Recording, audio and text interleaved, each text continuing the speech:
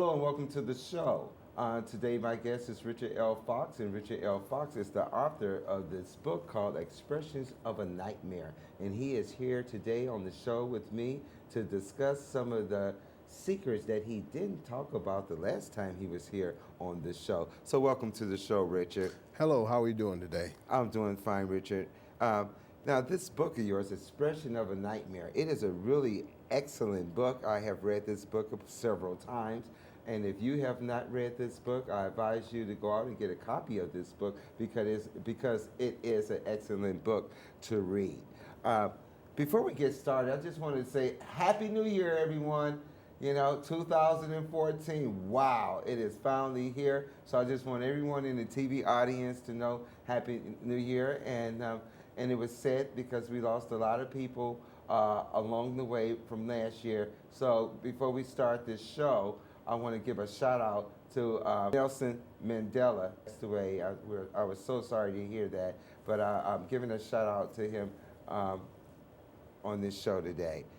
You know, it's so great to be back on the set, and I would like to say Happy New Year to all my friends overseas in Saint Lyon, in Paris, you know, and in Brussels, you know, and some of my friends in Switzerland. So I'd like to take this time to say Happy New Year to you. And Richard, Happy New Year to you too, my brother. Thank you very much. You know, Thank you very much. So you said that, you know, so there's a lot of excitement, you know, that's going to be going on this year with you. Mm-hmm. Tell us some about this excitement that's going on.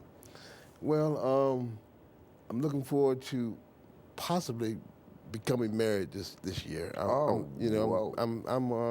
single right now, but I'm looking for Mrs. Right to come along. Hopefully it'll be this year because I ain't getting no younger. You know what I'm saying? Okay, wow. So you ready to tie that knot again, huh? Yeah, I'm ready. You know, when the time is right, when it presents itself. Put it this way, I'm not so much looking because I found that, you know, when a person discovers a relationship, it's more lasting than if a person actually looks for it. So, you know, but I'm out here and I'm available, you know. Oh, okay. So you heard it from the man himself, Richard L. Foxe, author of the book called Expression of a Nightmare. And he is looking for someone to fulfill 2014 with him. But first, Richard, before we get into any more conversation, because, you know, this is the show where we make conversation. And before we get into any more conversation, I want to take a look at the clip from last year when you were on the show. Let's take a look at this clip here. So I'd like to say, welcome to the show, Mr. Foxe. How are you? Very well, thank you. Good afternoon. It's a pleasure to have you here today on the show. Can you tell me about your book, Expressions of a Nightmare? Yes, my book is pretty much a historical autobiography. My mentor, Alex Haley, once said that at least one person out of each black family should take the time to write an autobiography about his or her life so that our ancestors would know what life was like in our time. So I took it upon myself in 1978 to begin writing. And I put together quite a bit of work, and it came to about 19 books after I finished the entire series. But the book I have here is my book 4, which is How I Became a Servant of God. Expression of a Nightmare is the overall name of the series. The reason why I call it a nightmare because I was incarcerated, and I've learned that being incarcerated is like slavery. It's the only place in the United States where slavery is still legal. Okay, let me stop you right there for a second. Okay, you said you was incarcerated, but tell us, why was you incarcerated for the amount of years that you was incarcerated? Can you tell us? Well, I made a lot of mistakes, you know, in my younger life, and not being specific because I mean that part of my life is past me now. I paid my debt to society for what I did to. But what is it that you've done that ended you up in prison in the first place? What is it that, you know, you broken the law to end up behind bars? What did you do? Like I say, I won't be specific because I don't want to unfold myself in that manner. at this time anyway, but I did commit a crime, and I was in prison. And however, while there, in this think tank, instead of playing basketball and baseball, I applied myself to writing, and I wrote every day in regards to my life, because I felt that my life was unique, and each individual has the greatest story ever to be told. A lot of times you find people that think to themselves, I'd like to write a book about my life, but they talk about it and procrastinate, they never do it. Well, I took it upon myself to actually sit down and do it. And I feel that was a major accomplishment. Not saying that I'm all in this, all of that, but like I say, once again, each one of us individually has the greatest story ever to be told. It's up to the individual, to look into his life and make the accomplishment that I made, as far as writing about your life. But What is so great about this book that you decided to write about your life?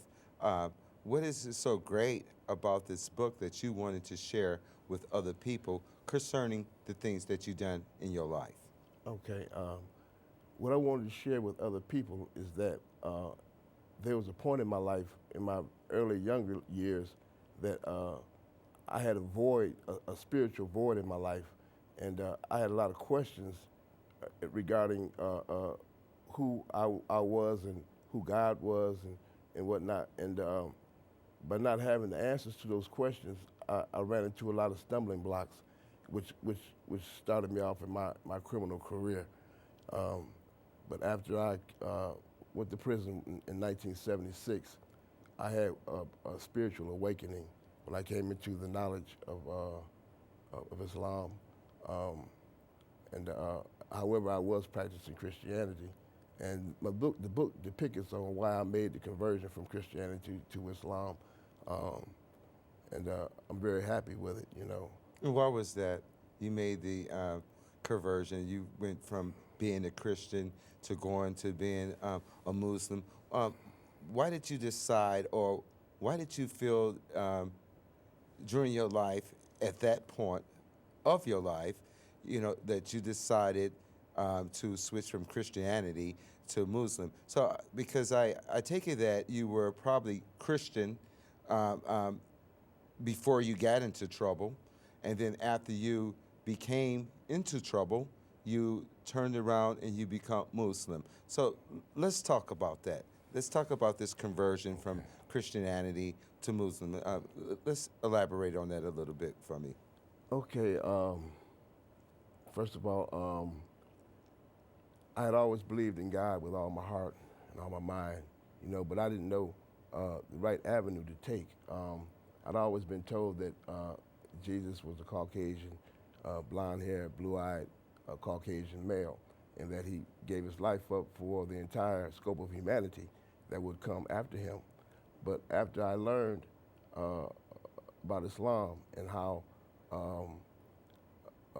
you can't put a face on God, you can't put a human image on God, and I realized that I'd been taught wrong, because for me to worship a man as I am, is really not appropriate. It's not conducive. And truth I learned about God is that you can't see him, you can't touch him, you can't feel him, and this, that, and other. It's a person has to allow themselves to be receptive and have this accessibility to retain God in order to see God. It's a thing that goes on within your inner self. And I felt that I had been taught wrong all the time, all the time. And as far as allegiance to God, I come to realize that it takes a lot of prayer and meditation in order to, share in God's grace. It's not a thing where you can just say one prayer today and don't say no more for the rest of the week. That's not how it works, because prayer itself refines your soul, cleanses your heart, and releases you from all evil and indecent inclinations, And so that's pretty much why I made the conversion. Okay, let's back up for a second. You say that when you was studying Christianity, or Right. you was a Christian Right. at one point in your life, Right. you realized that you were taught something wrong. Right, You know, right. and you realized that what you was taught wrong, and correct me if I'm wrong, but you said that you was taught that Jesus Christ was a Caucasian male, and Right. that he had sacrificed his life to die for a lot of people. Right. Is what you said. Right. Now, but in your opinion, from your introspections of the way you grew up and the things that you were taught, you feel that that was wrong. So you went over to Muslim religion now. So tell me, what made that right and different from Christianity? Okay, going back to the time of slavery, when we weren't allowed to read a book or write with a pencil, you can get horsewhipped or hanged from reading the book. Then all of a sudden we're freed, and we're told that you can read this Bible, but you have to recognize Jesus Christ as being the Savior of the world. And the truth I learned about Jesus was that he was a prophet who served with universal conscience. He wasn't the seal of the prophets, because after him, one would come behind him and make all things clear, and that would be the Holy Spirit. And we as Muslims recognize that Holy Spirit as being Prophet Muhammad. Ibn Abdul Arabia 1,400 years ago. You said that the Holy Spirit is the Sallallahu prophet. alaihi wasallam. Right, yes. Are you saying that's one person, or are you saying the Holy Spirit is an entity, or some type of spirit, or are you saying that the Holy Spirit was Elijah Muhammad? It's been the Holy Spirit. No. Don't get it wrong. Not Elijah Muhammad, because I'm not speaking about Him, Elijah Muhammad. I'm speaking about Allah. Allah. Yeah. What helped me differentiate the whole matter was that I went over the history of the Muslims here in the United States, and I came to realize that the origin of Islam in this country started with W.D. Farr Muhammad, and back in the early 1930s, and he started the Nation of Islam, and he taught Master Elijah Muhammad how to reach his people. His thing was to save those who are lost, which was the African American community. And through that teaching, we have great champions like Malcolm X and Imam Wafdi Muhammad, who is, I give credit for bringing me out the darkness. Imam Wafdi Muhammad was the leader and teacher of the American Muslim Mission, and that's my spiritual leader and teacher. He passed away back in September '08, but I still recognize him as being my spiritual leader and teacher for all times. But a lot of things took place, and I learned the history of the Nation of Islam, and moving on into the American Muslim Mission. And this is what set my course, what made me want to be a devout Muslim.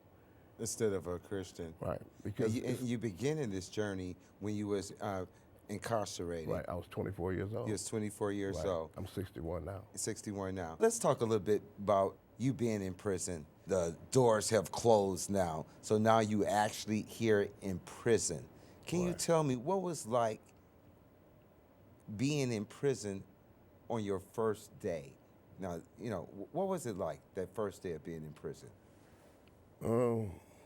It's quite a while ago, but the first day you're there and you look around, you realize you're in an all-male society, and you look at the different ethnic groups of people. They come together. They usually formulate their own group. You have the Caucasians here, you have the Native Americans here, you have the African Americans here, and it's pretty much that way.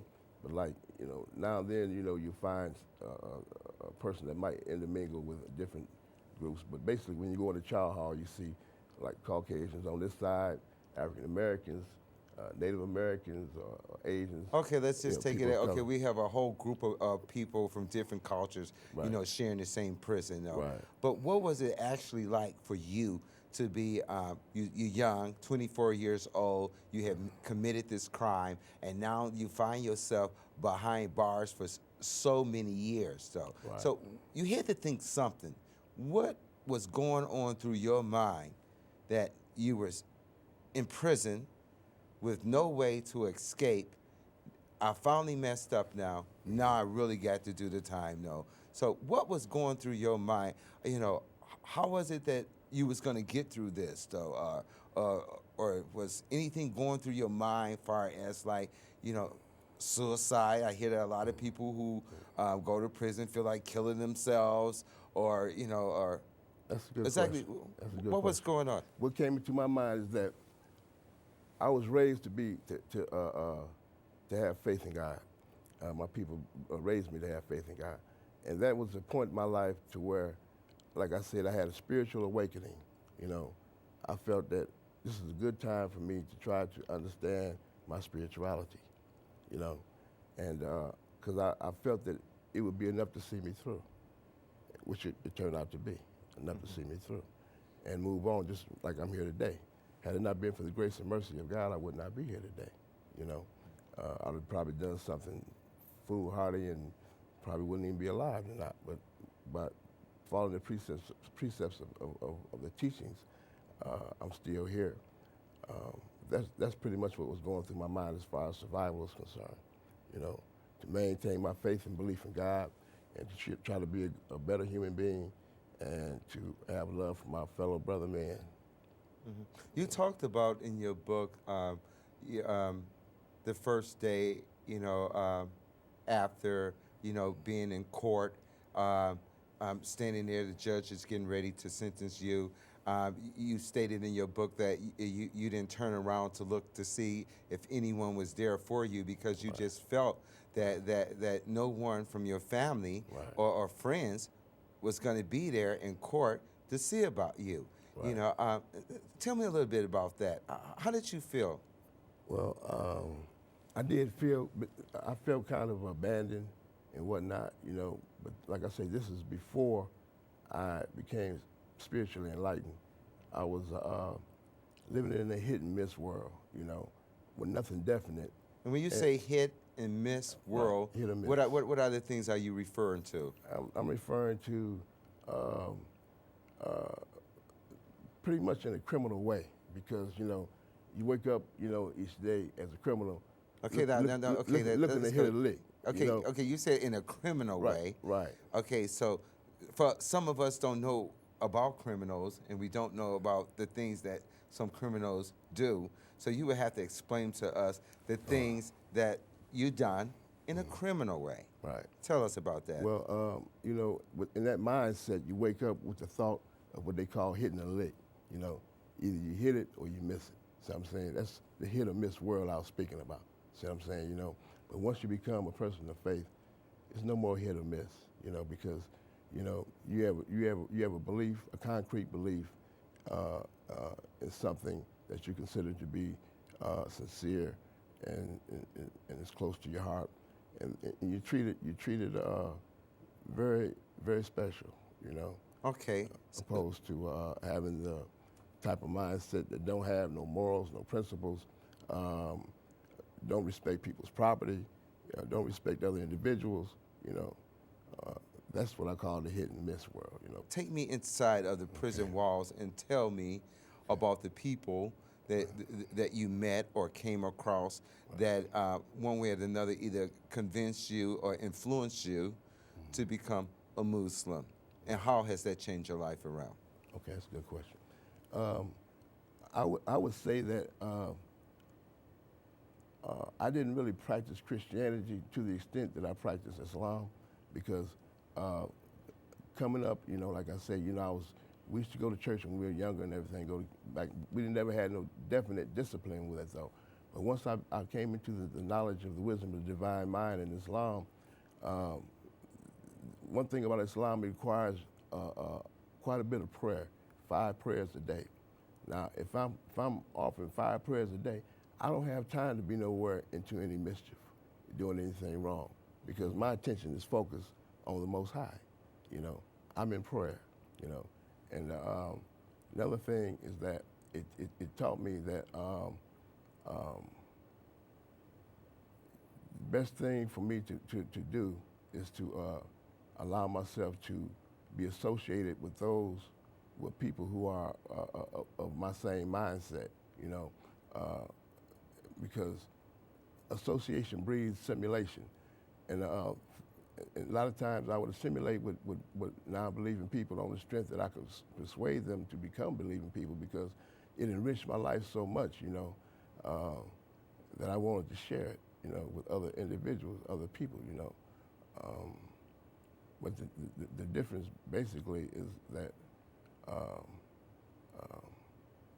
like I say, I'm not in the hit and miss world anymore, and I have a definite purpose in life, So you pretty much changed your life Right. around from being incarcerated. Right. So you have changed your life around, and you're not the same person who you used to be. But Right. you mentioned something about prayer, and and I'm a person that believes in faith, and and I'm a very much praying person because I come from a background where my grandmother was a bishop from International Holiness Church in Chicago, and so I learned a lot of things from my grandmother. Run me through those 5 prayers real quick. Okay, like I said, the early morning prayer is called Fajr, and the early afternoon prayer is called Asra, and pardon me, it's called Dhuhr, and the third prayer is called Asra, which is one of the most important prayers to make, because we say that when you offer that prayer, the angels are changing shifts. So it's best to get that one in. Okay, I like that one. Middle prayer. And then it's the sunset prayer and the early night prayer. And those five prayers right there. Like I say, prayer purifies the heart, and it cleanses your soul and releases you from evil and indecent inclinations. How was it that you was able to maintain your faith in God and then let all the other corruption that goes on inside the prison corrupt you to the point where you would not have succeeded and made this nice book, Expressions of a Nightmare? Well, I would say through fasting and prayer, a lot of fasting, a lot of prayers, keep you in check. Keep you in check. Right, keep myself in check. I don't allow myself to intermingle with people who I realize that don't have no sense of direction in their life. And after being involved with prayer and whatnot so long, I'm able to look at an individual and determine, what that person is about. One of my teachers taught that our lives are like open books. You have a book, I have a book. In order for me to read your book, I got to get you to start talking. The first American dream. Beautiful America, beautiful America. I have pledged my alliance to your core. I have experienced and learned since then extensively so much more. America, you are a beautiful country, and this is a fact. Most surely, anyone who has ever been here must agree to that. America, I am not the last port that is here on the scene today, but America, if you would please listen to me, for I have something to say. You have written my ticket since the day I was born. Lord knows I'm tired of blowing your horn. And it goes on to say more, though. Just elaborate a little bit on that. That was pretty deep. Well, it's like I was saying, the hit and miss world before I came into the wisdom of divine mind. That's the way I was feeling. Then it goes on further to say in the poem, you've written my ticket since the day I was born. Lord knows I'm tired of blowing your horn. For many times you have deceived me into thinking all abstract. I've scuffled and I've scraped trying to stay on the right track. I was an innocent child when I came into this world, but being a black man in America is forsaken this world. I've done my time and time and again. I could never win for losing in the name of sin. Whirling, twirling, curving, twisting, just the confusion in my head. Sometimes living in America made me wish that I was dead. Until the sun of truth began to rise, coming up from the east, shining its bright light for the people of the earth to feast. The sun of truth is now on the scene, so fret no more, old man. Now is the time for all to see and truly take a stand to save America the beautiful, our truly great, great land. Peace of mind is so easy to find in a place so close to your heart. It is true culture that we need to lead the masses to a new start. And beautiful America, America the beautiful, I pray that you've listened to me for as I continue to recite this poem. My mind and my heart are free, free, free, free, just the way I want to be. God bless us all in good old America forever and ever and ever and ever in this first American dream. That's really good, excellent. Right. How has your life been different than what you had imagined it to be? How has it been different for you? You know. Well, I didn't realize that, you know, being the fifth child out of six, that my grandmother would end up living to be 103. My mother lived to be 82. She got Alzheimer's before she passed. And out of those six children, just two of us are left now. And I never imagined that I would end up spending as much time incarcerated as I did. I never imagined that I would derive a thirst for knowledge that I have. I have this great thirst for knowledge. I love to learn different things. Who inspires you and what inspires you? Well, the greatest inspiration I had in my life was from Imam Wafdi Muhammad. He inspired me like never before. Even though he's not here physically, he's here with me spiritually. He always let us know that, hey, if you don't want to, things don't work out for you, just keep trying. Don't never give up, you know. And he led me in a direction that made me feel better than I ever felt before in my life. And I still give all praise is due to God for me coming in contact with that individual, Imam Wafdi Muhammad. May Allah rest his soul. May peace and blessings be upon him. Okay. And how would you like people to remember you? I'd like to be remembered as a good person who always had the how would I say had humanity itself in his mind. He was thinking about humanity and for the betterment of humanity. Although I made some mistakes in my past, and I've sought redemption for him, and if it be God's will, He'll be merciful with me. The book is called Expression of a Nightmare, and it's an excellent book. I most certainly read the book. I got a lot out of the book, though. I wish I could talk more about the book, but maybe one day on another future show, you come back and talk more with us, you know, about the book, Expression of a Nightmare. It was a pleasure to have you here with us today, Richard L. Foxe. It was very much of a pleasure to have you here. Thank you, and please come again. Yep, all right. Thank you. I remember this clip from last year, and we were discussing how you became a Muslim, from Christian to Muslim. Let's talk about that a little bit, because, you know, we kind of like went through that real quick last time. So let's talk about that now. Now, how did you become a Muslim again? Tell us. Well, I was raised being a Christian, you know, and however, I didn't practice Christianity to a great extent coming up, because I'd always had a question in my mind about how and why is it that a Caucasian man with blonde hair and blue eyes would be the savior of the world for all times to come? Why couldn't it have been a person of color, you know? But let me stop you right there. Why not a blonde-haired man with blue eyes? Why not him? Well, if you look at it like this, you know, what would the effect be like if you had a young Caucasian child who was presented the purported image of a black-skinned, brown-skinned, nappy-headed Christ figure to be the savior of the world? What effect would that have on that child as he grew up? The same as with a person of color. What effect would it have on them to see the blonde hair, blue-eyed Caucasian image of God in the flesh? Let's talk about the effect that it had on you.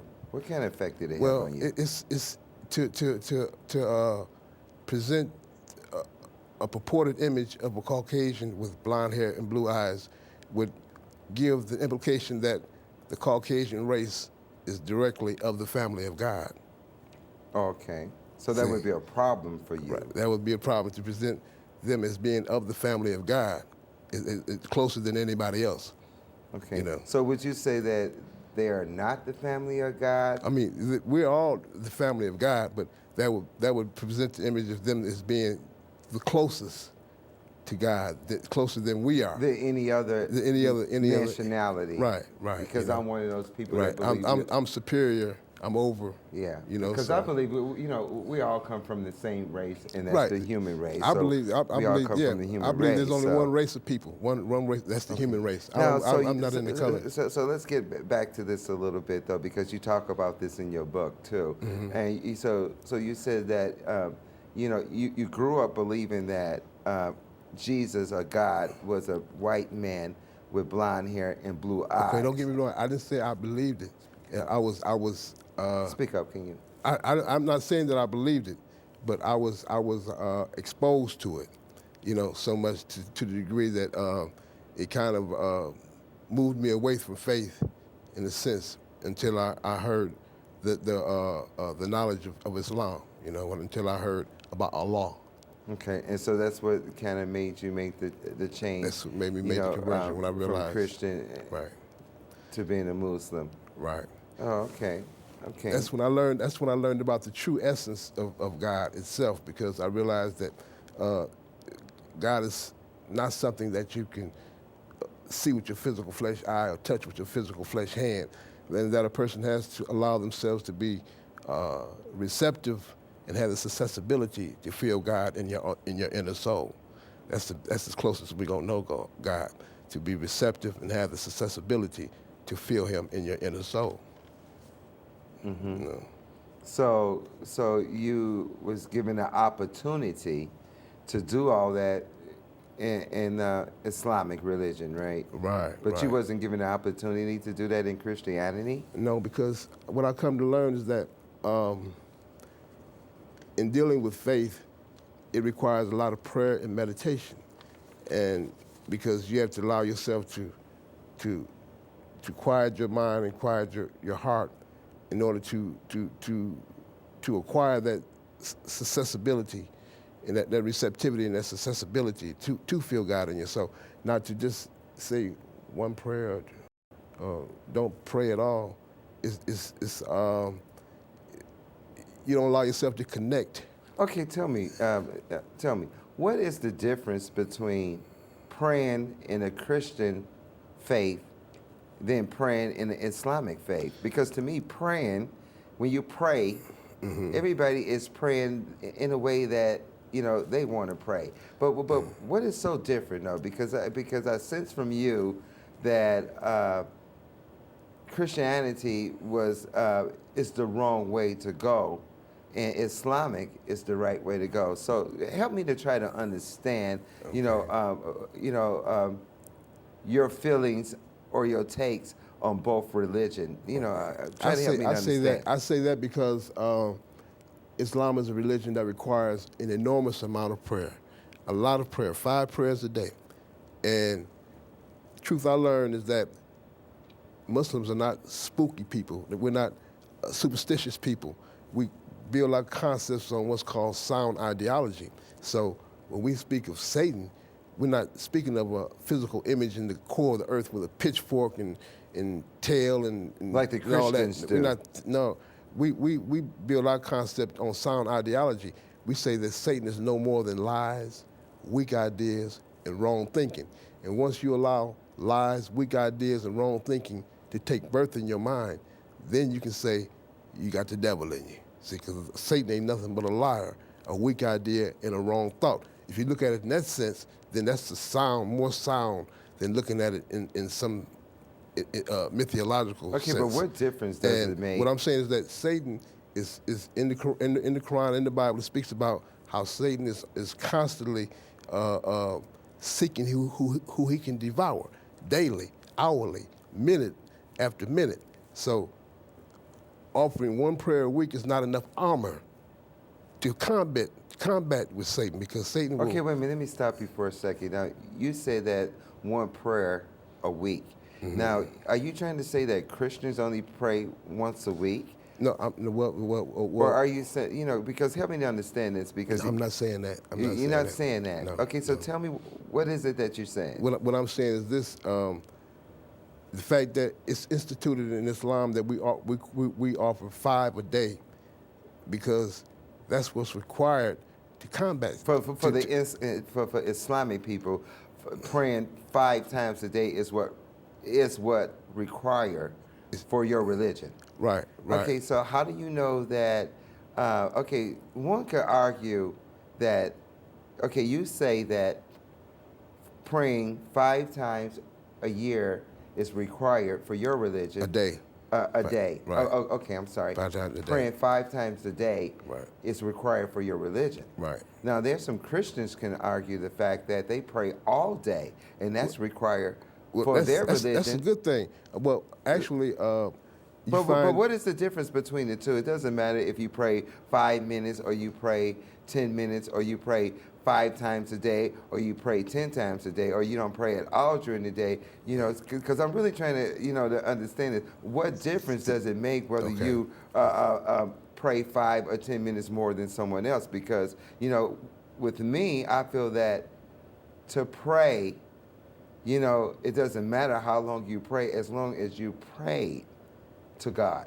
So, that's just my take. But as you were saying, it's just like, a farmer tills his soil and he tends to it and looks after it. And if he don't, weeds will grow and won't allow, they'll choke out the seeds. The seeds, you won't be able to harvest make any harvest, because the weeds will keep anything from growing there. The same with our mind. If we don't allow ourselves to attend to the soil in our minds and our hearts, then the weeds will grow and whatnot, and the goodness will be snuffed out. Our growth will be stunted. See, and prayer and meditation is a form of tilling the soil in your heart and in your mind. Mm-hmm. We all have a garden within ourselves that needs tilling and attending to daily. Okay. So you're telling me that there is really no difference as far as praying, but there is a difference when it comes to your religion compared to other religions. No, all I'm saying is this, that in truth and all actuality, we always say that what a person intends to do carries more weight than what a person actually do, because God knows we're created weak in the flesh, Mm-hmm. So our intentions carry more than what we actually do. And as far as how many times you pray a day, the sincerity of your intentions carry more weight than what you actually do. The sincerity. Okay. Okay. I'm going to go into commercial break, and when we come back from commercial break, we'll continue this conversation with Richard L. Foxe. We'll be right back.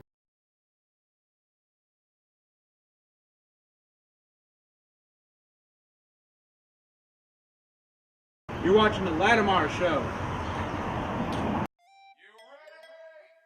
Want to make conversations and be a guest on the Lattimore Show? Like us on Facebook, The Lattimore Show, with real people, with real conversations.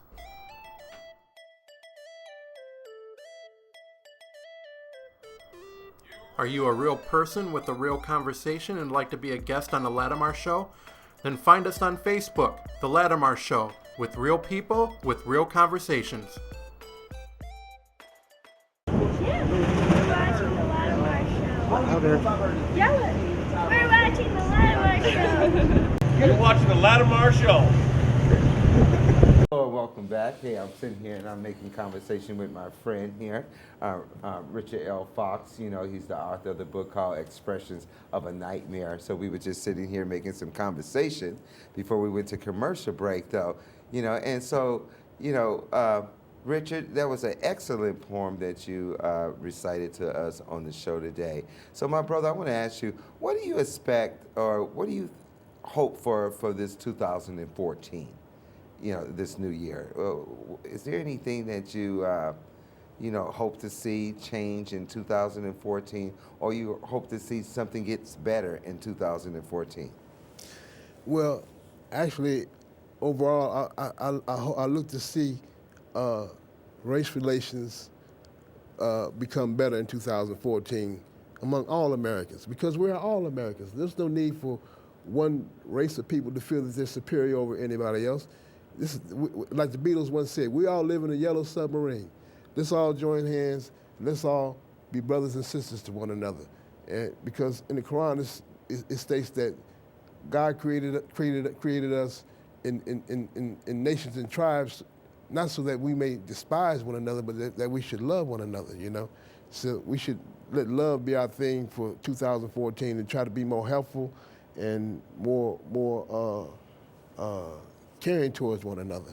That's what I'm looking forward to happening, because it's just too much evil and wrongdoing going on, you know, and we all live in the same house. You know, let's treat each other with more respect and courtesy and be patient with one another, you know, this year and years to come. This establish a society, a community of people learning from our past mistakes throughout the years and be better people. Be better people. Yeah. You know, I think you couldn't have put that any better. I think this year, 2014, I would hope that people would be better than what they were last year. I mean, what they were last year. Yeah, be more helpful, you know, be more patient with one another, you know. People be more caring with one another this year. Right. People have more respect for each other this year. Right. People stop killing each other. That's one of the things that I don't want to hear about in 2014. Right. You know, especially from my hometown. You know, Chicago, I'm talking about you. Yes, I am talking about you. You know, I do not want to constantly hear about all this killing going on. I'm tired of hearing about my hometown being the #1 capital for murder. You know, I am tired of hearing about some of you youngsters out there reaching for things that's beyond your reach. If you're not qualified to make $14 and $15 an hour, then I suggest that you go and get you some qualifications to make that kind of money. Or whatever that you need in life, I suggest that you do something in 2014 to get it together. You know, so that's one of the things, you know, Richard, I don't want to hear about any more killing, any more youth dying from gunshot wounds or getting hit by a car, or people are just doing things just to be doing it. So let's knock that off 2014. Is there anything else you wanted to add to that, Richard? Yeah, you said a mouthful. You said enough. You know, I feel the same way. You know, because you look at it like this. You know, the average young person don't have the knowledge on how to make a gun, but they got the dumbness of the brain to pull the trigger. You know, let's quit being dummies and to start being smart. You know, because believe me, take it from me. I'm the author of this book, Expression of a Nightmare. I've been in prison, and that's the place that young people don't want to end up at. You know, because it's not the way to live. You know. Mm-hmm. And Richard, you know, you just stated that you know you was in prison for a great number of years of your life. Right. And so you know, there's a lesson that was learned here. Absolutely. Yeah. So is there anything that you can share, you know, with us? You know, I know you just mentioned some things that you know, youngsters do not want to end up in prison, though. But is there anything that you can share with us that would really make these youngsters think twice before they pull that trigger? First of all, I want to be direct and absolute in what I'm getting ready to say, because I found this to be true in the country that we live in. The only place where slavery is still legal is in the United States criminal justice system. You lose all your rights. You have no rights. Your rights get stripped off. You're told when to get up, when to go to bed, when to go outside, when to go eat. You have to get a pass to go here, the pass to go there. You know, you don't want to live like that. You know, who wants to live like that way? You know, it's nothing. Like an animal You in a get paid cage. 17 cents an hour. Is that what you want to? That's what you want to succumb to, by committing a crime? Because I'm spilling the beans. That's slavery. Yeah, look in the camera. That is definitely slavery, and you don't want to become a slave, you know. And I encourage anybody that's thinking about committing a crime, and you're gonna have to pay for it if you get caught, and you're gonna become a slave, you know. And you're not gonna become emancipated until your time is done. So think about it. If you're ready to become a slave, go commit a crime and get caught, you know. And they're gonna make it real for you when you get in there. They're gonna make it real for you, show you. You know, you watch that show Roots. Instead, you're gonna set yourself back 150 years when you catch that crime, when you get caught. So go ahead. You can stay free, or you can go ahead and be a slave. It's up to you. Yeah, could you tell us, how it was to live on the inside of that system? You know, all the things that goes on in there, though.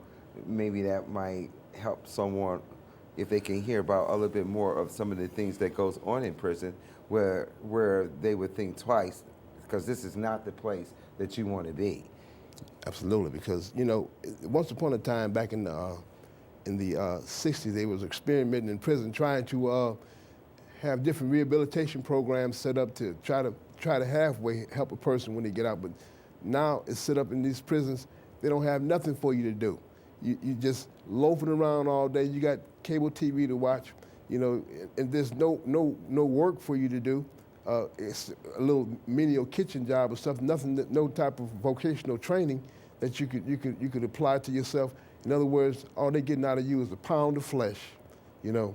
And my thinking is that if the general public was to have a bird's eye view into what goes on in prison, they'd probably be outraged to see the inmates just laying around watching cable TV, loafing around with nothing to do, you know, and it's just saddening. It's you know, it's sad. Now, some people always say that, you know, you can go to prison and you can come out with a college education, get a degree or something. Yeah, they used to have those programs, but they don't have them no more. Okay. But even if they did have those programs, you know, you guys are kidding yourself. If you think you're going to prison and you're going to earn some college degree and you think you're going to come out here and utilize that degree, you're really kidding yourself, though. So, you know, maybe that's one of the reasons that they don't have that anymore, though. You know, so... Yeah, back in the day they used to have it, but they don't have it no more. Don't have it no more. So the best thing is for a person is to not even go to prison at all. Right, absolutely. You know, society is a big enough prison